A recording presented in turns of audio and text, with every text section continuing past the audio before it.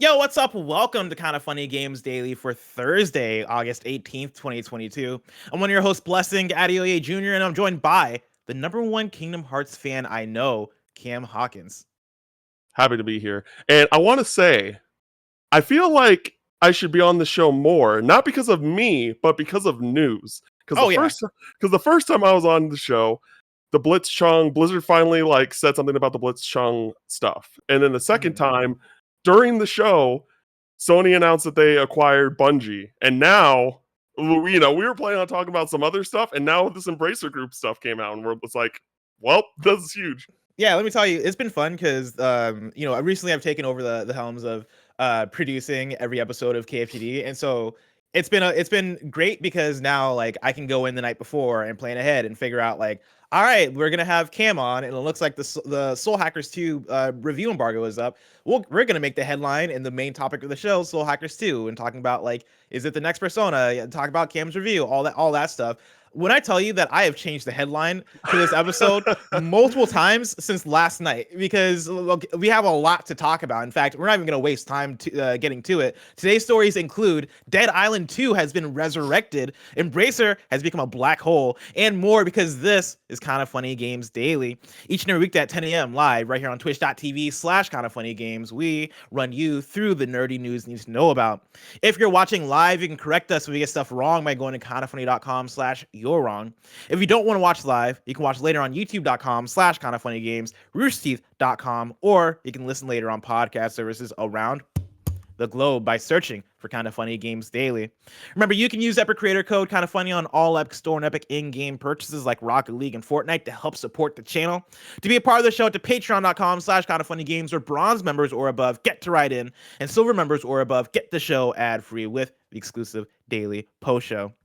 Housekeeping for you, a new Kinda Funny Gamescast is up right now with a wild cast. It is me, it is Snowbike Mike, it is Barrett Courtney, and it is Janet Garcia. And it's a very special Kinda Feudy episode of the show. A lot of people have requested that we do something Kinda Feudy that is not locked onto the Patreon. And since Greg, Tim, Andy were out, nobody can stop me. I decided to do a full on episode with a big game of Kinda Feudy. And so go check that out if you've been wondering what all the hype is about. For me, it's one of my favorite episodes of the Gamescast because it's just a good old time. And also we talk about game impressions, of course. So we talk about Fortnite DBZ, we talk about Rollerdrome review impressions, we are OFK review impressions, and a whole lot more. It is a jam-packed episode, and you can catch that right now on youtube.com/kindafunnygames and on podcast services around the globe. And speaking of youtube.com/kindafunnygames, PS I Love You XOXO is recording a bit later today. And we're talking about what we want from PlayStation's next showcase. Of course, it's not been announced yet. This isn't like a leak or this isn't like insider information or anything. We just know that it's probably going to happen because PlayStation's been doing a big showcase every single year. And so we want to talk about what we want to see from it. It's going to be me and Janet. Barrett's going to be on the ones and twos. And we want your thoughts. So write into patreon.com/kindafunnygames. Let us know what games or announcements you'd like to see at PlayStation's next showcase, and we'll talk about your write-ins on the show. Thank you to our Patreon producers, Fargo Brady, Guy V, and The Saboteur. Today we're brought to you by Shopify and Uplift, but we'll tell you about that later. For now, let's begin with what is, and forever will be, the Roper Report. It's time for some news. We have 10 stories today. Holy shit, a baker's dozen. One of the a very high news day. I know we've had higher news days than this, but this is, I feel like in the last couple years of KFGD, as we've been finding our flow with the show, as we've been refining the show and all that stuff, it's rare to get in the double digits of news stories. And again, it happens because Cam Hawkins is here. Every time Cam comes through, we have a gigantic news day. But before we even hop into the news, Cam, I wanted to get through all the rigmarole because again, a lot to talk about. But yeah. One, shout out to your shirt. I like your shirt, directed by Sam Raimi. Yeah, fantastic. Best Spider-Man film. I know that. Yeah, Spider-Man 2. Hey. How are you, Cam? Things are going good. I just getting some more work at IGN. That's great. The grind continues, but I'm can't complain. Nice. You reviewed Soul Hackers 2, and we'll talk about that in a bit. Is that your first review that you've done for IGN, or have you No, done I've done a few smaller ones, but this is like the first what I feel like AAA title that I'm obviously I'm super happy to review any of the games that IGN offered to me. But this is this feels like different just because it's like a bigger a bigger game than the two that I've done before. I did Astria Ascending, which was like a JRPG that like a kind of double A JRPG that came out last year, I think, and then Monarch, which was a new JRPG from the people that basically created Shin Megami Tensei. Is like they had like a Mm. new studio, and they're also the team. I don't know if it's the same team, but that studio's developing the Diofield Chronicle game that from Square Enix that's coming Oh out next shit, month. Yeah, that's so it's cool. the same studio that's working on that. Hell yeah.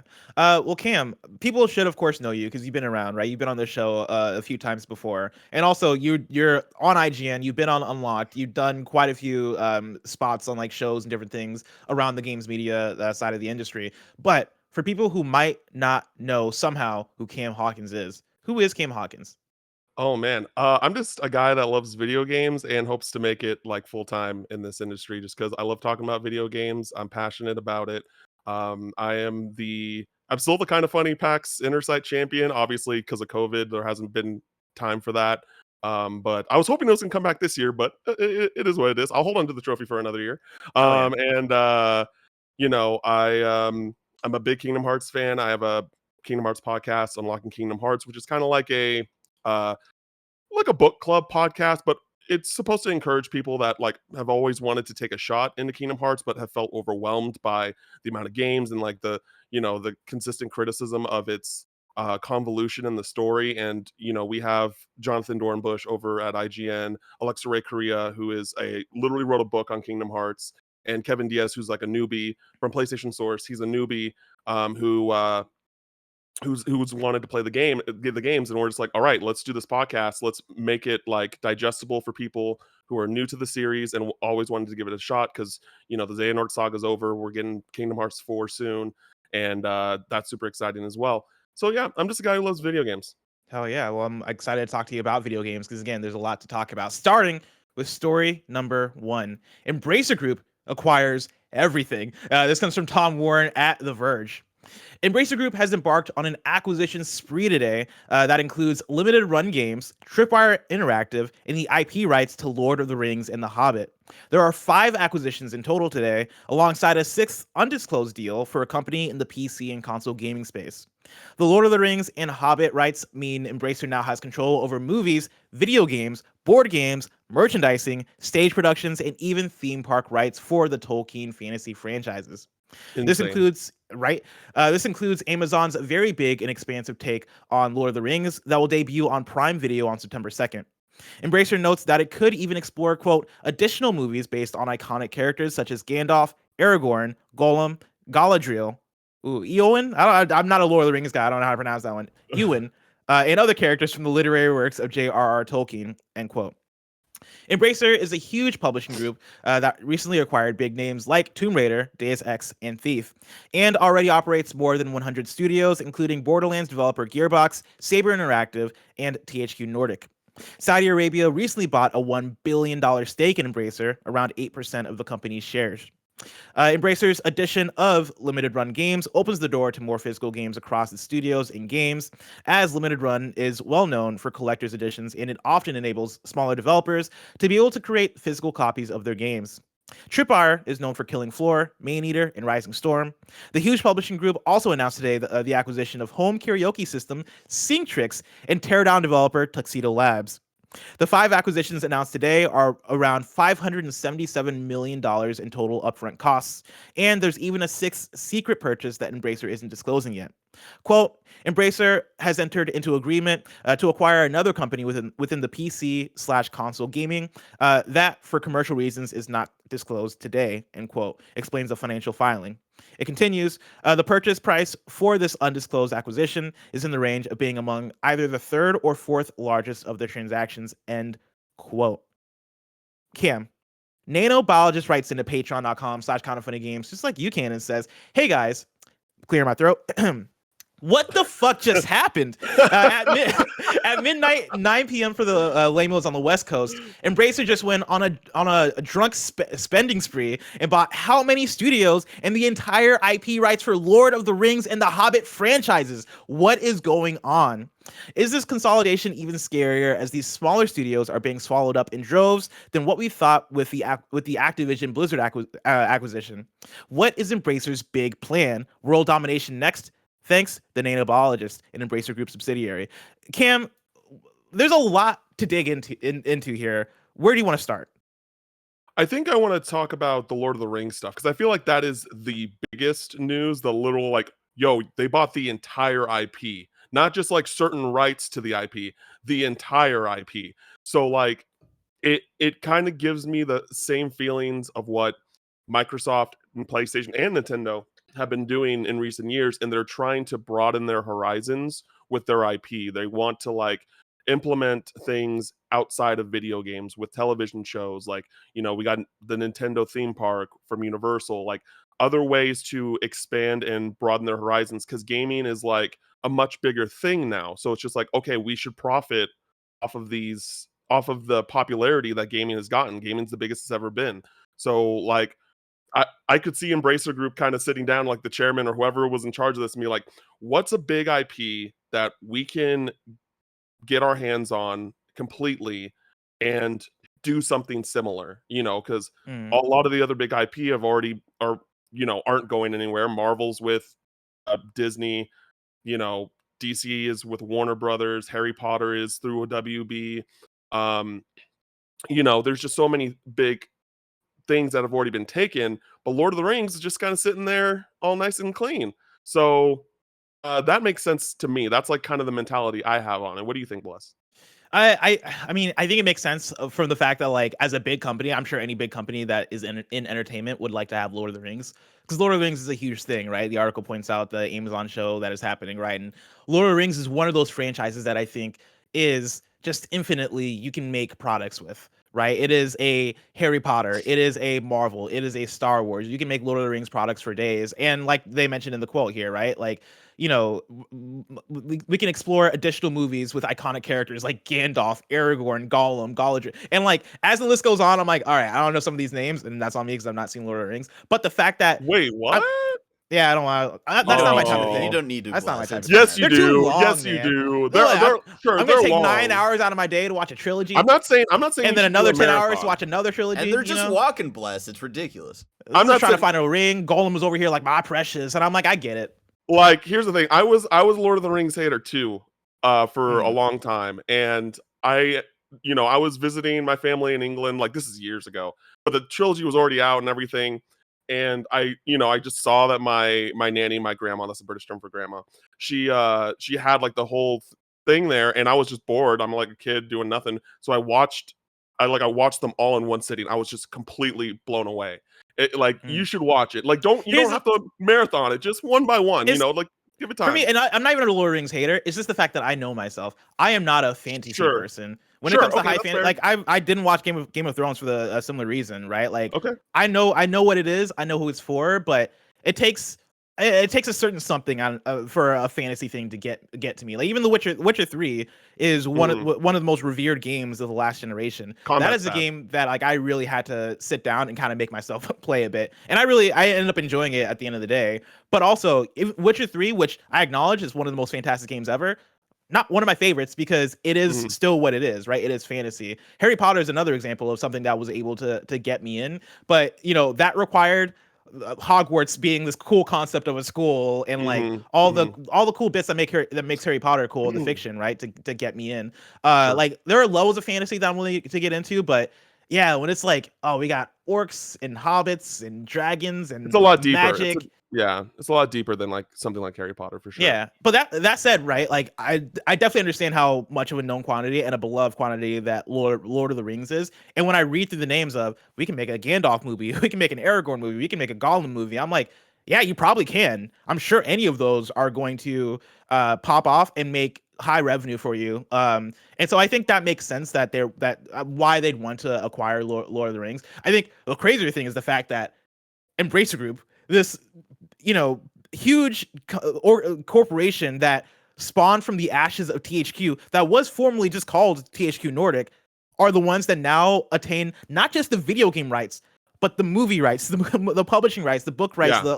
I don't know about the books, but like all these different rights to this IP that is so much bigger than video games. Like, that's crazy. That's like if Ubisoft came out and were like, oh yeah, we acquired Star Wars or some shit like that, right? Like, this is fucking crazy. And to Nano's question of what is Embracer's big plan here, I think that's the question that all of us have been asking for the last however many years, as Embracer Group has just been acquiring studio after company after game after IP after the I don't know if they have a plan. I if I had a guess, I'm of two minds with this.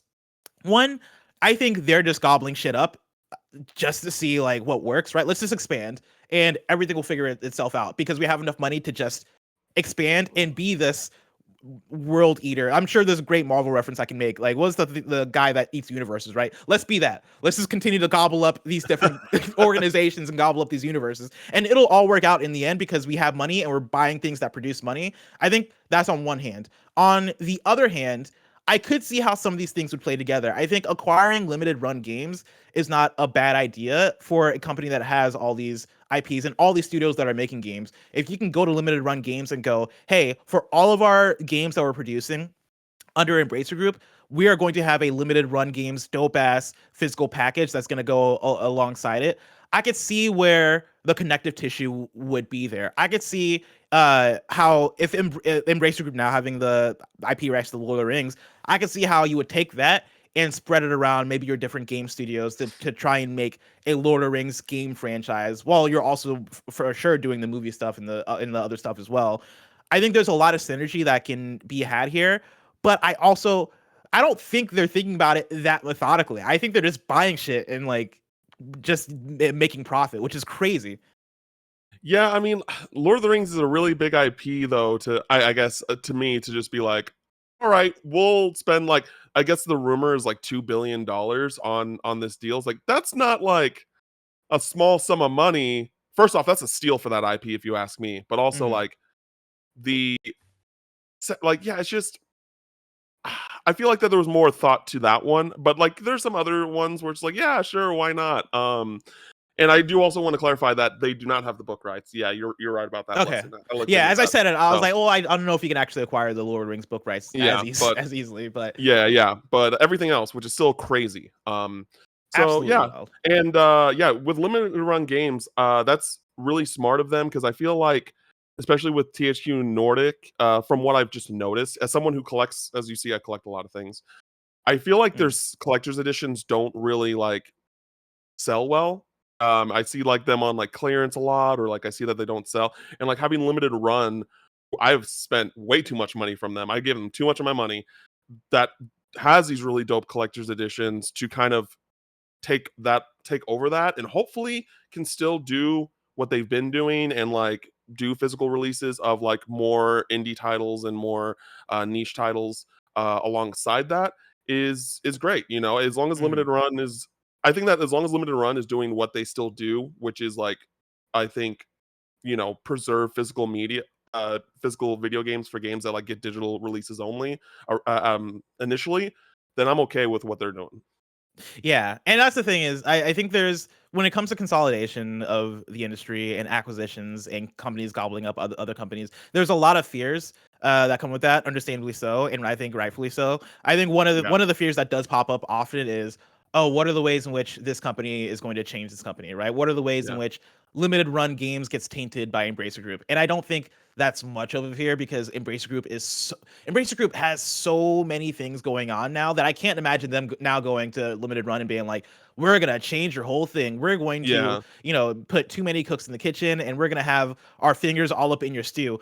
I don't think Embracer has the bandwidth for all that while they have all these different companies and things going on below them. I think limited run games is probably going to run the same way limited run games has always run. But I wouldn't be surprised now if like they're able to do a bit more with, I think, access to funds from Embracer Group and then also access to collaboration with other organizations that are below Embracer Group. I think that door is opened up, which might be beneficial. But going back to the fears of it, Embracer Group is they're a publisher or I guess or like parent company that I have fear of because they've not produced consistent excellence by any means, right? When we hear about a company being acquired by Embracer Group and that company then puts out games, it's always like I feel like it's always in that double A like middling tier. You know, what it's the I'm trying to think of Embracer Group games, but they're all Yeah, escaping me. you're right on the money with THQ Nordic, SpongeBob Yeah. SquarePants, Battle for Bikini Yeah. Bottom, Oh yeah, I was and gonna the say sequel SpongeBob. coming Yeah. out, and like the Destroy All Humans remakes and shit. It's a Yeah. lot of those, right? It's like the Deep Silver games. Yeah. I remember watching the Koch Media that is now called PlayOn. They had the showcase last year during E3 that we all just clowned on, right? Like a lot of those are what comes out of Embracer Group. And Embracer getting the rights to Lord of the Rings and recently Tomb Raider as well, right? And Deus Ex and all these other things. That doesn't automatically fill me with excitement. I'm like, okay, are these gonna fall in line with what we traditionally get from Embracer Group? I think that's my immediate thought. But also, I also don't think they're gonna ruin Crystal Dynamics. Like, is that double-edged thing of like, I don't think they're going to ruin these studios by any means, but being acquired by Embracer Group doesn't mean that you're going to be lifted to excellence. No, I agree with you. I think at first I didn't agree with you, but then you kind of came back full circle on it. That like Mhm. I agree with you in the sense of like I'm glad that those studios, the like Square, the former Square Western division, is now under a different umbrella because Square wanted to get rid of them for a long time. They had ridiculous expectations for all those games, um, and they just didn't. They were not the right management for those studios. And I'm not saying Mhm. Embracer Group will be, but there is this opportunity now for those studios to actually get the level of support that they need in the sense of like expectations because they release good games like those Deus Ex like while not a lot of people played Mankind Divided, it was still a good game. It's just Yeah. like I just don't think that it got the backing that it needed, and it didn't have like I guess like the namesakes like Marvel Guardians of the Galaxy or Tomb Raider to like back it Continue up, to live. Yeah, So that makes sense. um yeah, I don't think Embracer Group is trying to like I agree with you. I don't think Embracer Group's trying to like change what these studios or companies are trying to do. I just think they just want to get the monetization about it. And like I'm interested in seeing like what they're gonna do with Lord of the Rings kind of outside of video games and television. And more like are we gonna get a Lord of the Ring like are we gonna get a Lord of the Rings theme park somewhere? Like that would be really cool, Mhm. things like that. Now, I want to go back to them talking about how there is a sixth undisclosed deal for a company in the Yes. PC and console gaming space. Cam, do you have any ideas of like what you think those might be? I think the big indicator here of like where our expectations should be is them talking about how the purchase price is in the range of being among the either the third or fourth largest of their transactions, which is big, but Mhm. also smaller than Lord of the Rings, which should Yeah. put it somewhere. I mean, I was looking. I was because there's a lot of studios that are just have been acquired, and there's not many that I can think of off the top of my head that I'm like, oh, is this company like still doing its own thing? Like, and I really can't think of any. I feel like the big one that's the big discussion has been Square Enix, but like I don't think it's Square, and I don't think it should be Square for any. I think they should keep doing what they're doing by themselves, and I don't think anyone should acquire And them. it, Xbox, it, Mhm. it would PlayStation, be weird otherwise. too, especially because weren't they the ones who bought the Western Square Yeah, studios as Yeah. well? exactly. So that would be I mean, and granted, they could be like, "Hey, we would want this in two separate kind of deals," because like again, Square has been wanting to get rid of those for a long time, and they sold it for an insane steal. Yeah, I don't think it's Square, but I really can't think of anything personally. So my take on this is that I don't think we'd ever be able to predict what it is because I don't think it's that Yeah. big. I like Yeah, I I don't don't think think it's a so either. Square. A lot of people in chat were like throwing out like Ubisoft and stuff, and it is not that, No right? Like way. again, No they're Oh, that talking way. would about that would the be the biggest purchase. Yeah. 100%. Yeah, like the purchase again is in the range of being either the third or fourth largest. And in terms of the largest, right, we're talking about Lord of the Rings, and then they go on to talk about limited run, Tripwire, right? Like Tuxedo Labs who did Teardown, Scene Tricks, the karaoke. If we're talking about third or fourth largest, then it is something small. Right, it is something Yeah. that is probably under the radar, and for Embracer, who will gobble up anybody that just knocks on the door and goes, "Hey, do you have money?" We're not going to predict this, right? Like nobody, it's going to be one that they announce and everybody goes, "Oh, okay, cool." Like Yeah. it's not going to be a big acquisition. This one. Yeah, like if I'm thinking of like a smaller studio that like if I like was in charge and I was like, oh, I would want these people under my wing because they make quality games and they're well recognized in their space. It'd be like Yacht Club. Like Yacht Club games would be small, Oh, but like still interesting. big Yeah. enough where I'm just like, yeah, these guys make incredible. Like I still see like Shovel Knight as kind of like the face of indies, like in this modern age. And so like for me, Shovel Knight has amiibos. You know what I mean? Like it's just Mhm. I think that that property and like the other IPs that Mina the Hollower looks great, and like just the creativity that Yacht Club is doing, that would be like something that's smaller around that. I feel like what would be the size of this deal, that would be I think a huge get. But Mm. also I can totally see Yacht Club being that kind of studio being like, nope, we want to stay independent, we want to do our own thing. So Yeah, I'm curious. I'm curious to see what it is. But speaking of Embracer Group, story number 2, Embracer seemingly confirms that KOTOR Remake is switching developers. This is Tom Ivan at Video Games Chronicle. Embracer Group may have confirmed that the upcoming Star Wars Knights of the Old Republic remake has switched developers. Bloomberg claimed last month that developer Aspire Media has stopped working on the game and that the future of the title was up in the air. Embracer had confirmed in May that Aspire parent company Saber Interactive was also working on the game, and some of Bloomberg's sources said they believed it was possible Saber had taken over the development of the project entirely. While not mentioning the title by name, on Thursday, Embracer confirmed that one of its big upcoming releases had changed developers. Quote, one of the group's AAA projects has transitioned to another studio within the group, the company said. Quote, this was done to ensure the quality bar is where we need it to be for the title. We are not expecting any material delays for the title based on this transition, end quote. And we can all assume that the title is Star Wars Knights of the Old Republic remake, as was reported a while ago. So there you go. It's a fun tidbit for you. I believe that was part of the same exact code Embracer Group calls. But continue on with the Embracer conversation. Story number 3, another huge headline, one that almost became the headline of the show until this Embracer Group thing happened. Dead Island 2 is back from the dead. This comes from Victoria Kennedy at Eurogamer. A set of images from Dead Island 2 and the game's apparent release date have leaked online. A new listing, which has since seen key details removed, was spotted on Amazon last night, with the release date slated to be February 3rd, 2023. Right in time for my 28th, bless. Oh hell yeah! I'm Playing Dead excited to Island 2 play on your this 28th? on my birthday. Yeah, let's go. Let's fucking go. As shared by Wario64, the listing also included story details about the upcoming game. It will reportedly take place in Los Angeles, quote, from the verdant suburbia of Beverly Hills to the quirky promenade of Venice Beach, end quote. Per the listing, the City of Angels has been stained with horror, with the area now in quarantine following a deadly virus outbreak that has turned residents into zombies. As a result of all this chaos, the military has fled the city. As luck would have it, however, you, the player, may have been bitten and subsequently infected, but you are resistant to the rampant pathogen. As such, you have to harness your inner zombie and kick some serious butt in the most chaotic of environments. There will reportedly be 6 characters for you to choose from, each with fully customizable abilities to become the ultimate zombie slayer. Quote, survive, evolve, save the world, just another day in LA, end quote. Cameron, this is fucking wild news. Dead Island 2 is back from the dead. How do you feel about it? I just love the kind of pitch for that game. It's just like, oh, you're infected, but it's slower, so you're gonna kill zombies with the time that you have left. But yeah, I think that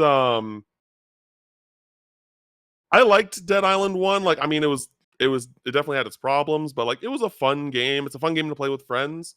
And I think at this point, with how long that this game has been in development and like on and off and things like that, it's just, is it going to kind of meet today's basic standards of like a triple A kind of um game? So I mean, I it looks cool. Like I feel like I need to get some gameplay. Like I need to see like it go play in motion to get a better idea of whether or not this is like gonna be worth it in the end. Like I'm definitely willing to try it out just in general because it's Dead Island, but yeah, it's just a lot of kind of like there's a lot of lack of information right now for Yeah. me. You mentioned it living up to the standards of a AAA game today. One of the things that blew me away with this new story also is that the Amazon listing for next gen or current gen versions has it at $70, which blows my mind. The fact that like Dead Island 2, a game that was announced what 7 years ago, a game that was Yeah. announced forever ago, that when that game was announced, nowhere in the discussions were they like, oh yeah, we're gonna put this out for $70. The fact that that game bided its time so much that it can come out possibly for $70 the audacity, is crazy. the audacity. Have the audacity to come out for $70 is fucking wild. But yeah, no, I think you're spot on in terms of, can this game live up? I think the only thing that gives me hope and any excitement is that I just played Dying Light 2 earlier this year, and Yeah. I really dug Dying Light 2, and that's practically Dead Island, right? Like if they can make that type of game, then I think it could be promising. The question is, can they make that type of game, or is it going to feel like something that is stuck in the past, especially when you don't have the locomotion of something like Dying Light that really gives it the, I think, fun action and fast pace that really makes that game shine. What is Dead Island 2 going to do to separate itself, especially when, as you read through the description of the game, it's like, oh, this sounds like every other zombie game. Like even Dying Light 2 had the same thing of, you're infected, but that gives you superpowers against the zombies, right? Like that's the exact same premise that they have in this game. And so I'm curious to see if it separates itself. Absolutely wild that it, after so many years of silence, this is how we get its reemergence and its announcement of a release date. But also, I'm sure this is meant to appear at Gamescom opening night live, and so I'm sure we'll see the actual trailer there on on Tuesday, when that goes live for everyone. And also, I also want to give a shout out to Jeff Keighley, because I'm sure his plan was, hey, let's fake him out with Goat Simulator 3. Like, I don't know what the conversations were, if there was any conversation between Goat Simulator 3 and the Dead Island 2 team of, hey, what if we faked it out, right? What if you guys did a fucking Dead Island 2 trailer at Summer Game Fest Live, and then followed that up with the actual Dead Island 2 at Gamescom Opening Night Live? That is genius. I don't know if his conversations actually went that way, but if they did, that is a great idea. And sorry, Jeff Keighley, that it leaked all over the place. Really quick, someone pointed out in the chat, and this is now messing with me on a whole other level, right? Not the $70 for a PS4 version of the game. Not that the fact that this, this. Wait, you said PS4 version? It's the PS4 Day One edition is up for $70. So I imagine it's not the like basic edition. It's gonna be like the you get some extra goodies or whatever for the Day One edition, right? None of that. Interesting. Someone pointed out in chat, it doesn't even take place on an island. LA isn't an island. That's really funny. Why is this called Dead Island 2? Why? That's actually really funny. I did not think about that. I mean, maybe there's an earthquake. Maybe it finally happened. The big one. It hit, and the whole state of California separated. Hey, it was going to happen sooner or later. Let's hop in to our next news story. Story number 4, Soul Hackers 2 reviews are up. We got a review roundup for you. Right now, it is sitting on Metacritic at a 77 and on OpenCritic at a 76. Heidi Kemp at GameSpot gave it a 7 out of 10 and says Soul Hackers 2 is a stylish, engaging JRPG with great characters, but dull dungeon design dampens the experience. Diego Arguella at Game Informer gave it a 6.5 out of 10 and says, throughout the 30 hours it took to hit credits, I kept trying to latch onto the elements that work. Soul Hackers 2's saving grace lies in its main characters, each with a distinct personality that often clashes with the rest. Witnessing the group's growth by putting their differences aside and opening themselves up to camaraderie was a joy. And then Chris Carter at Destructoid gave it an 8.5 out of 10 and says, I wandered into Soul Hackers 2 expecting a general sense of quality from Atlas and ended up getting sucked into its world. While dungeon design can feel samey at times, it's not enough to distract from the flashiness of the game as a whole. As usual, Atlas really nails the details. It was fun to hang out with this crew and see where things went. Now, Cam, you were the IGN reviewer for Soul Hackers 2. What did you give it, and what are your thoughts? Yeah, I gave it a 7 out of 10. I think that, I love Atlas games. I know that, bless you and Barrett are like the main Atlas people at Kinda Funny. And I've played many Atlas games, and while I think, this is a good game, I gave it a good game. I think this is by far their worst game, the worst game I've played of theirs. Wow. That's not saying it's bad. I just think that it is the weakest one. And I think that it's it just feels like a more streamlined version of a Atlas JRPG, and that's not particularly a bad thing. But I think that the things like the characters are great. The characters are the best part of this game, because they're a motley crew. They all like kind of hate each other, and Mm. I love JRPGs where parties are like that. Like Final Fantasy 13, like is just like that. I love Final Fantasy 13 for that. And so I think that when it comes to the general dungeon design is just so bland. Like if you play, for those that have played Tokyo Mirage Sessions, like the puzzles and the design in the dungeons were so good, and I felt like so satisfied once I finally like got to the top of a dungeon or got to the end of the dungeon. In this one, it's just you're just kind of running down hallways and you're kind of just opening doors. And there's when you get to the further ends of the game, there's like um, this teleportation system, and it just feels like it's just trying to like slow you down and waste your time than like an actual challenge. I think the combat is good, like the demon stack system is good, but it doesn't evolve enough over time. Because like I would be like 10 hours into the game, and I did like everything that I could to get to the end of the game. Like I did all the Mm. requests that I could and things like that. And it took me about 55 hours, between 55 and 60 hours to beat it. And I feel like by the 10-hour point, like I got like a 9 stack, and the highest I ever got throughout the entire game was a 10 stack. And that's with all the additional like skills and abilities that allowed it so that I could get more on like added to the stack per attack, but it just never like it just never happened. And I just think that with Soul Hackers 2 being just and this isn't a bad thing per se, but like it's another game with demons slash personas of the same variety Mm. that and it's a JRPG with similar battle mechanics from previous Atlas games, but it doesn't do enough to stand out in a real way.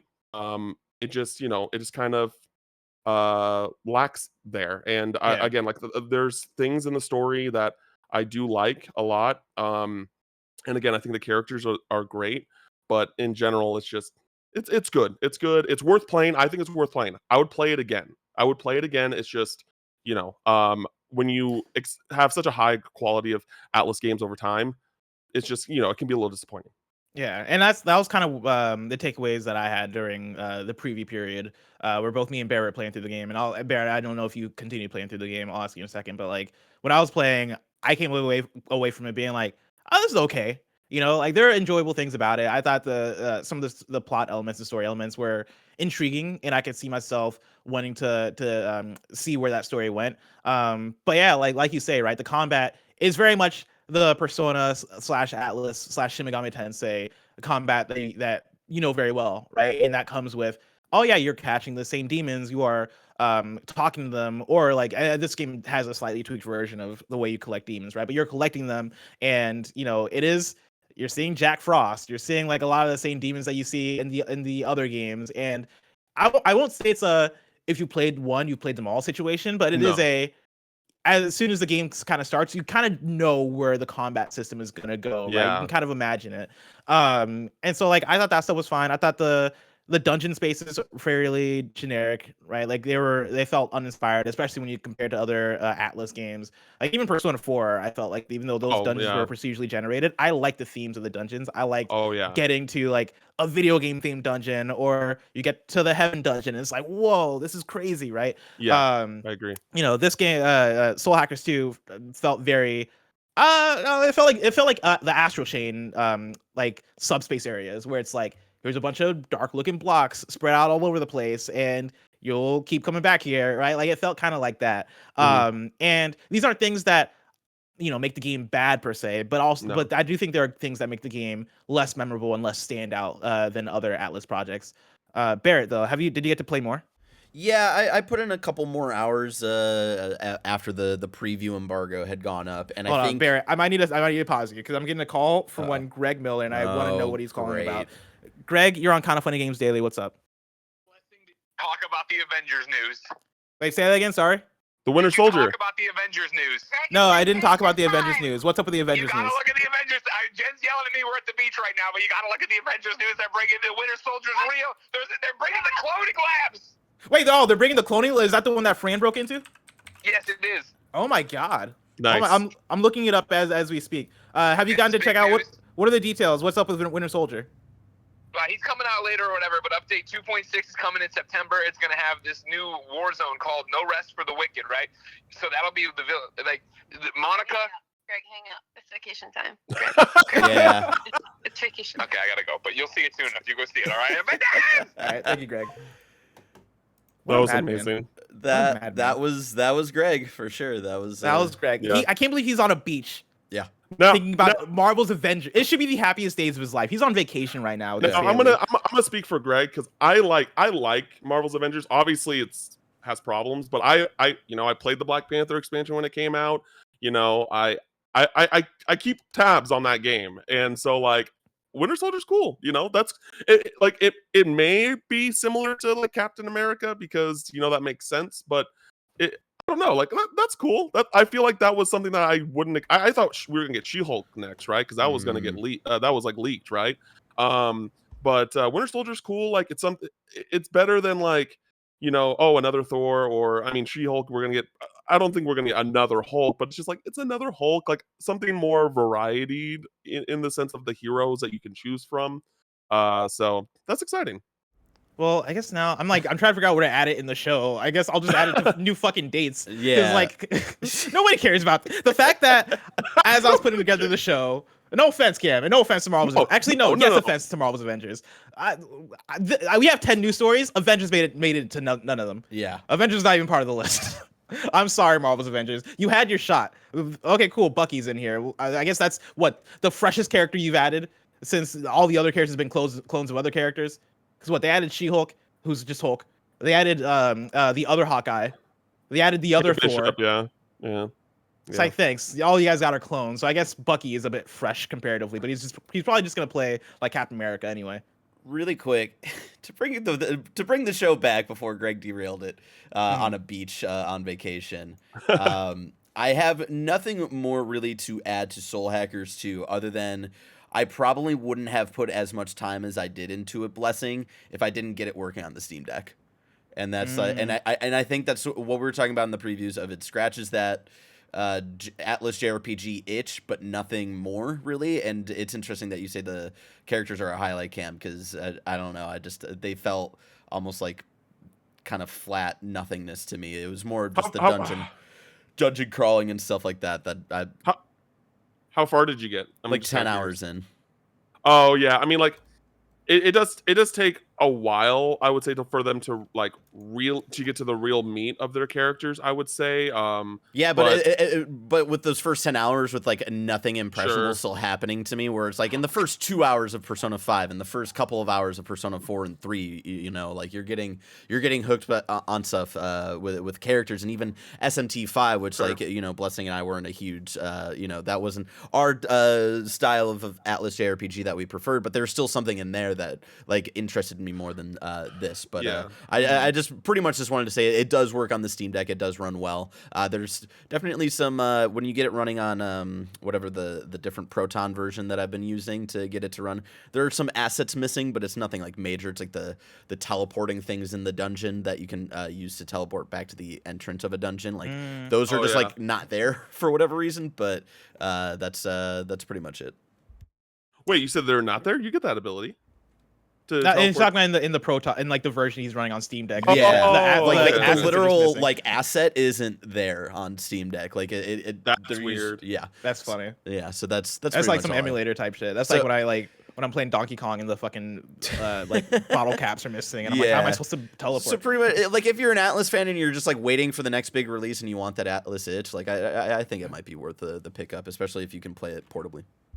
Also, I am being corrected that they did add characters like Black Panther and Spider-Man to Marvel. I mean, but wasn't Spider-Man kind of like whatever too, though? Bless. Yeah, They Oh dropped the yeah. ball on Spider-Man, for everybody knows sure. that Marvel's Avengers Spider-Man is everybody's favorite version of Spider-Man to play in a video game. It's not like we've had 100 better Spider-Man to play in a video game. Fuck Marvel's Avengers, man. I'm tired of that game. All right. Greg Miller's not here to stop me anymore. I can't. Listen, when that game first was coming out, we had previews, and I was honest in my preview. I was like, oh, this game kind of sucks. Everybody got mad at me. Everybody were like, oh, Blessing's nitpicking. He's being too critical. Look at you now. How many of you guys are still playing Marvel's Avengers aside from Greg Miller? Get the fuck out of here with this game. Story number 5. Final Fantasy producer Naoki Yoshida says the series is struggling. This comes from CC Zhang at Kotaku. Final Fantasy 16's producer Naoki Yoshida was very candid about the current state of Final Fantasy. In a recent interview with Inverse, he said that the long-running RPG series was not very adaptable to sea changes in the gaming industry. Quote, in terms of whether Final Fantasy is successfully adapting to industry trends, I believe the series is currently struggling, Yoshida said. We're now at a point where we receive a wide variety of requests regarding the direction of our game design, end quote. Yoshida seems to be trying to set realistic expectations for the series, which he's previously done to explain the lack of Final Fantasy 16 updates. Quote, to be honest, it'd be impossible to satisfy all those requests with a single title. My current impression is that all we can really do is create multiple games and continue creating the best that we can at any given time, Yoshida told Inverse. But he wasn't all doom and gloom about Final Fantasy. He spoke positively about Final Fantasy XIV's potential longevity as a live service game. Quote, I want to keep making sure that Final Fantasy XIV will be fondly remembered by many as a fun game that gave them the best gaming experience. I also want to make sure that it will remain in operation for decades to come. End Decades. Decades. Can you imagine Final Fantasy XIV being Look around in at World of 2042? Look at World of Warcraft. Like, yeah, because like that's the thing. Like, Final Fantasy 14 is like, I mean, obviously, like World of Warcraft is just like iconic. Like, come on, like, but like, they're like Final Fantasy 14 is on that level now, like of popularity. Like, it just is like it's continuously like dishing out great expansions, continuous updates that matter, like to the story or to like the game itself. Like, it's a phenomenal MMO. Like, it's kind of like, you know, as a Final Fantasy game, like it's one of the best ones because it has Final Fantasy in its title, but like it really is like just a top tier game. So yeah. I mean, I'm surprised how Naoki Yoshida talks about Final Fantasy, just in the sense of like he sees the series as struggling. Where for me, as somebody who is very casually into Final Fantasy, I've like currently I'd say Final Fantasy is fucking killing it, right? Between Final Fantasy 7 remakes and the success of Final Fantasy 14 and 16 coming up, which looks like it's going to be really good. Like I as an outsider, I wouldn't call it struggling, but maybe the fans see it a different way. It's, as someone who's a big, Square Enix person, it's, I don't fully agree with what he's saying, but I can get a certain aspect of what he's saying. As in like outside of Final Fantasy 7 remake, which Game of the Year 2020, the past few entries like have been pretty divisive. Like 15, like just we could go a whole podcast about the development of 15. Like I could talk about that game for hours. But like it came out and I liked it, but it was obvious that the development in the history of that game made it so that game did not come out in the place that it needed to be. Granted, over time it's in a much better place and I recommend people play it. And then 13 is arguably the most divisive Final Fantasy game, like mainline Final Fantasy game, where some people love it like me, and a lot of people don't like it because it's very streamlined. There's not a lot of freedom. A lot of people don't like the characters, but the combat and the music in that game, S tier, at the very least. And like in 12 as well was also a very divisive game, and that's all the way back to the PS2. We're in PS2 territory now. So when you think about it like that, Final Fantasy has kind of, been a little bit inconsistent for, I would say, from a general audience. I think like anyone who's a Final Fantasy fan will play any new Final Fantasy that comes out, but like for a more general audience, it's been a little inconsistent. Let's hop into story number 6. Nintendo is actively investigating recent claims of misconduct. This is once again CC Zhang at Kotaku. Yesterday, Nintendo of America's president Doug Bowser sent out an internal message to employees acknowledging the media coverage involving claims made about worker conduct. He wrote that, quote, we have and will always investigate any allegations we become aware of, and we are actively investigating these most recent claims, end quote. This message, which Kotaku has viewed and which was shared with us by a source Kotaku has confirmed currently works for Nintendo, was posted to the company's internal SharePoint account. In the message, Bowser reassured current employees that Nintendo was taking the allegations seriously. Quote, we have strict policies designed to protect our employees and associates from inappropriate conduct and expect full compliance with these policies by all who work for us, Doug wrote. Quote, we have and will always investigate any allegations we become aware of, and we're actively investigating these most recent claims. Bowser's message was posted on the same day Kotaku published an investigative report about female contractors who had experienced sexual harassment while working as game testers at Nintendo of America's Redmond, Washington headquarters.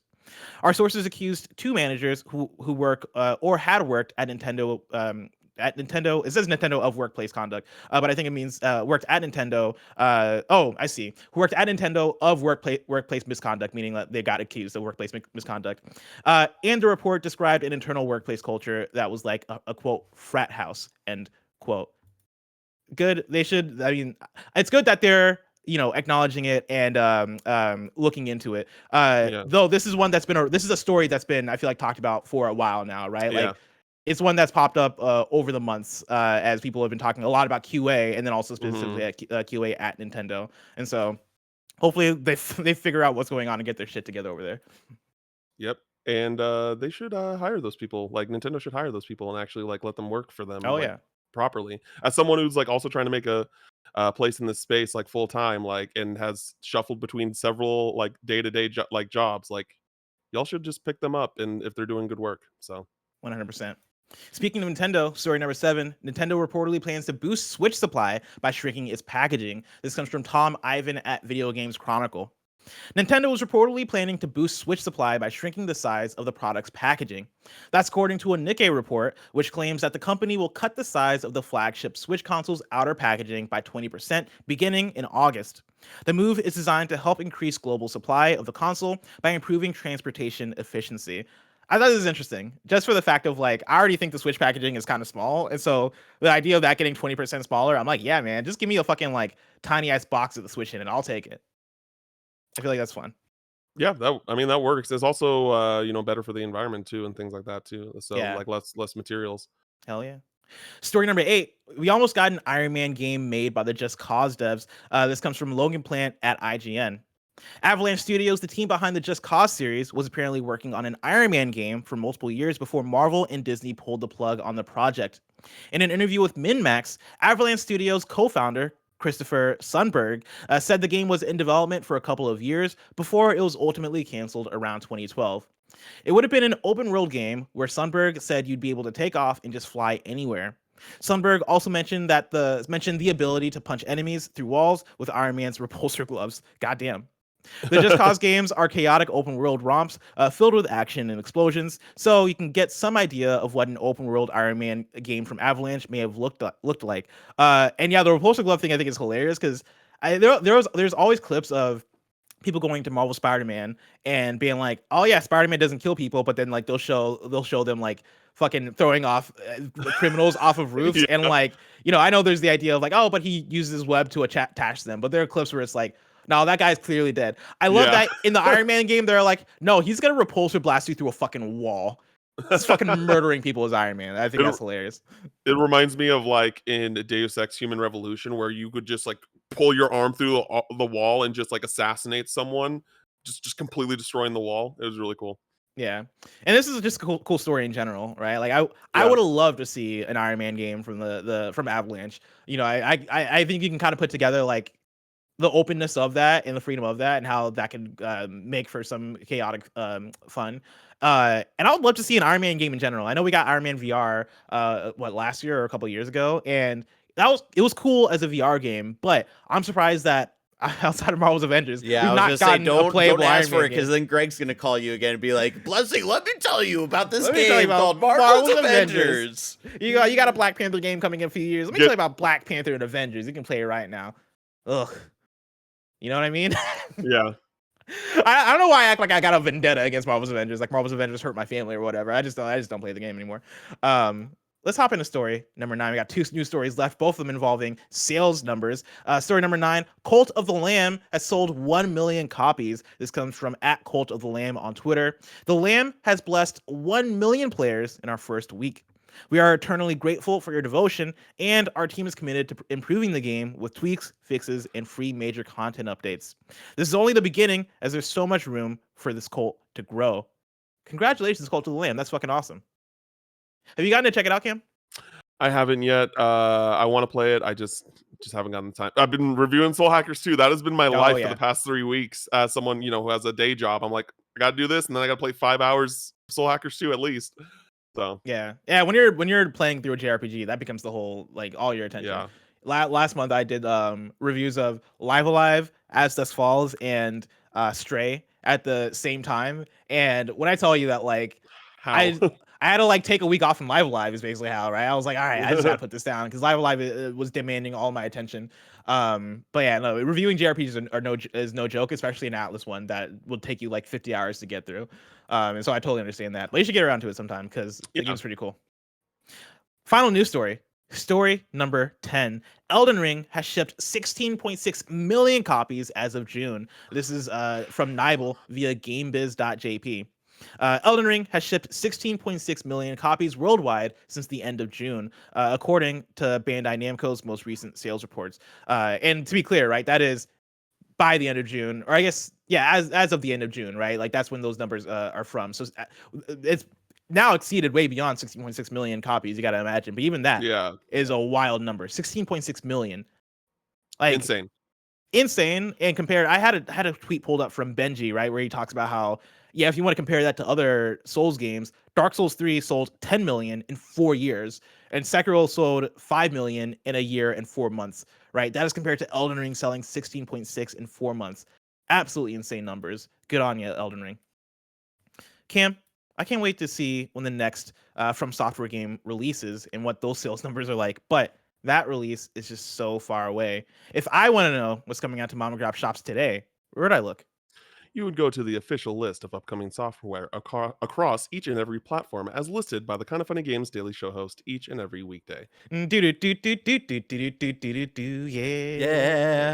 And before we get to out today, I want to let people know about patreon.com/kindafunnygames, where you can go and get the show ad free. And speaking of ads, let us tell you about our sponsors.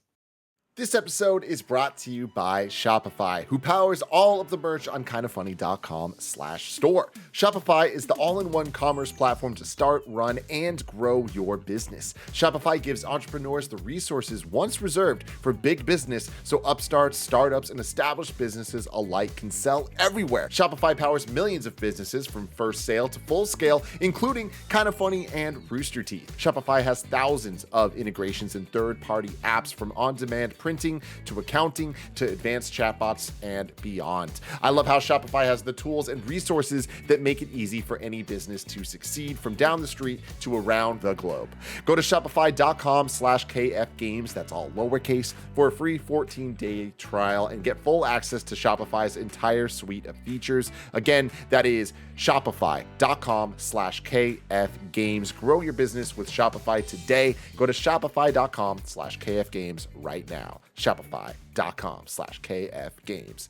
Now, Andy, take it away. Shout out to Uplift for sponsoring this episode. I've been using my Uplift desk for well over a year now. I love the thing so much I decided to write a rap song for them. The build quality is real good. It's made of real high quality wood. They didn't ask for it, I just did it anyway. Getting my Uplift desk immediately improved my mood. Whenever I'm on shows, I'm standing up, I'm feeling a lot more energetic. And also I kind of feel like I was just maybe creating some bad habits sitting down at a desk all day. I would move my legs up, I'd sit underneath my legs on my chair, and eventually all that stuff just created really bad back pain for me. Choose from laminate, whiteboard, bamboo, solid wood, butcher block, or even custom solid wood or laminate options. Uplift Desk won New York Times Wirecutter's Best Standing Desk from 2019 to 2022. And while I'm at it, I'm just gonna give them an award as well. Best standing desk that I use in my bedroom from when they sent it to me until now. Uplift Desk have a 15-year warranty. They ship the same day you order with free shipping and free return shipping. So if you've been feeling the effects of sitting at a desk for 8 hours a today.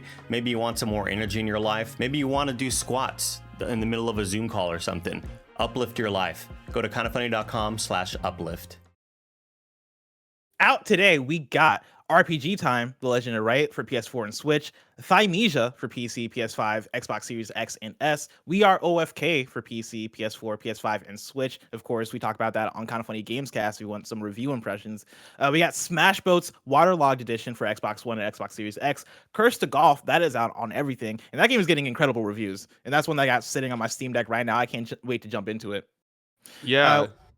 No, I was just gonna say, yeah, I heard good things about that at PAX East when I went to PAX East this year. So, have you gotten to check it out yet? No, I haven't. No. Yeah, it's one that I'm really excited to get into. Expedition Agartha for PC, Teacup for mobile, and then Zookeeper is out today for PC. New days for you: Ghostbusters Spirit Unleashed, the 4v1 Hunt or Haunt asymmetrical multiplayer game from Friday the 13th developers Ilphonic comes out on Tuesday, October 18th, 2022 on PC via Epic Game Store, PS4, PS5, Xbox Series X, and Xbox One. And remember, that's the one featuring the one, the only Greg fucking Miller. So get hyped for that. Them's Fightin' Herds launches on October 18th for PS4, PS5, Xbox One, Xbox Series X, and Nintendo Switch.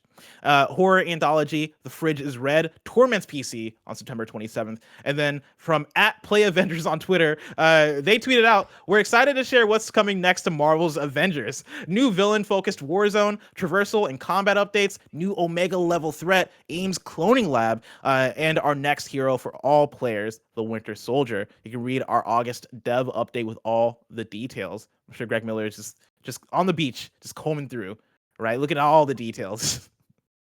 Just sitting there in the sun, strangers just all around him just hollering about Marvel's Avengers, about excited he is to play his Winter Soldier. What a man. What a man. I can say this because he's on vacation, right? He's not going to pop in the call. He's not going to stop you. He's not going to stop me. He's not going to watch this episode. Could. I don't know the lengths of his power anymore, Blessing. Listen, he's powerful. He's not that powerful, all right? I'm not scared of Greg Miller. Come at me. I'm the king of Halloween, goddammit. And then we got one deal of the day for you. This comes from Nibel on Twitter. The following games are coming to PC Game Pass to celebrate #QuakeCon 2022.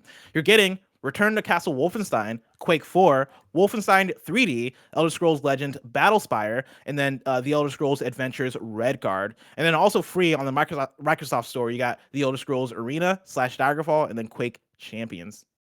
Now it's time for kindafunny.com/you're wrong, where you write in, let us know what we got wrong as we got it wrong, so we can correct it for those watching later on youtube.com/kindafunnygames and listening later on podcast services around the globe. Let me tell you what, I am refreshing your wrong, and I am seeing nothing in here, and I know for a fact that that can't be right, because we talked about so much today. Maybe we're good. It's because we're good at what we do, you know what I mean? Yeah. I mean, when it's me and you on the show, Cam, like, they call us the Flawless Kings. Okay. Because we look flawless, and we get it flawless. We're all on the show. Yeah, it looks like there's no you're wrongs. Absolutely killed it. I mean, do we need to make a distinction of, like, one of you is like a tall king, and there's a short king? No, like, we don't need to talk about. Listen. Cam is a tall king, though. Like, Cam, how tall are you? I'm like Greg's height. Yeah, so you're tall like as hell. 6'5" ish, barely. Like I'd say 6'4", 6'5". Yeah, so you're getting up there. People would say that you're a tall king.